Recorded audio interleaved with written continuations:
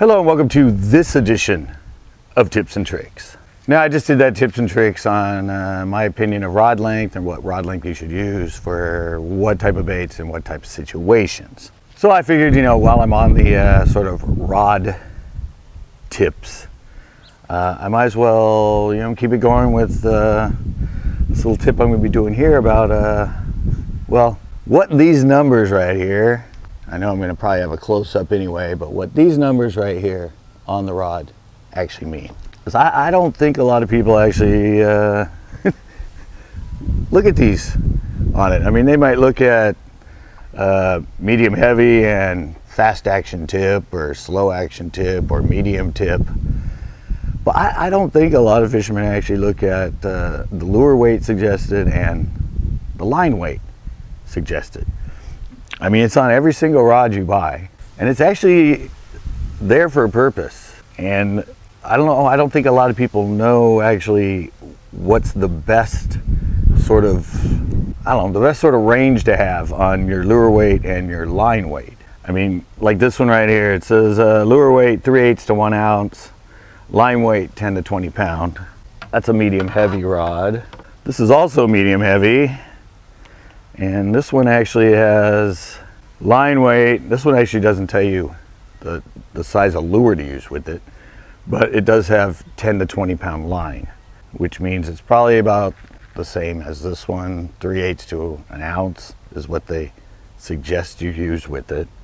And then this one is a 7-foot medium heavy, and it's actually 3/8 to 1/2 ounce, 3/8 to 1.5 ounce, and again 10 to 20 pound line, action fast.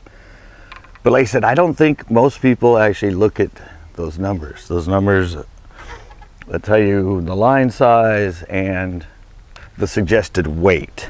Now what I'm going to tell you here is the fact that most manufacturers, when they manufacture these rods and the way they design these rods, the fact is the rod performs at its best in the middle of the ranges.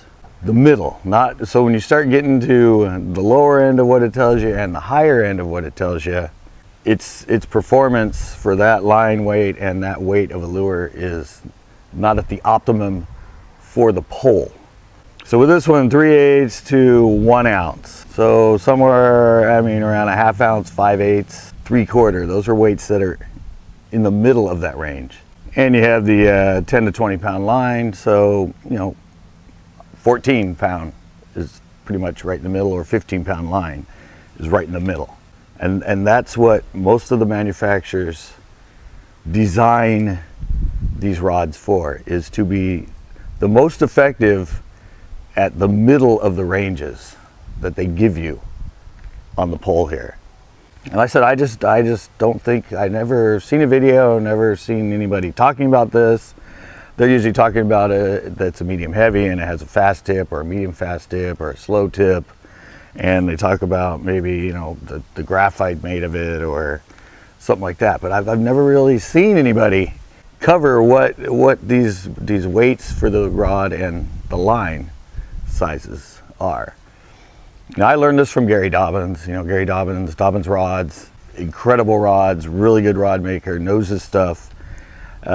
I was talking to him one time when I was at the FLW, and I kind of jokingly said, whoever reads those suggested lure weights and those line weights, and so we got into a conversation to it, and that's what he told me was that most of them, and the way he designs his rods and the industry standard is that it's somewhere in the middle of the range. So you're kind of not using the rod properly if like say I put a 1 ounce on this and 20 pound line for whatever I was using, like jig or whatever.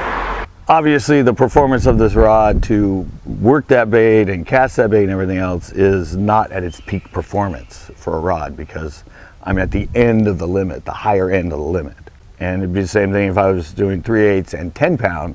It wouldn't be performing that well for the way it was designed for whatever I was using on it, because it's at the lower end. So it would probably be, harder to cast or harder to work, or maybe, when you set the hook, just everything about it, I said, is designed for the mid-range. Ooh, nice, got a hawk out here screaming. Yeah, it's at the mid-range. So I don't know, I said I'm kind of on this rod thing.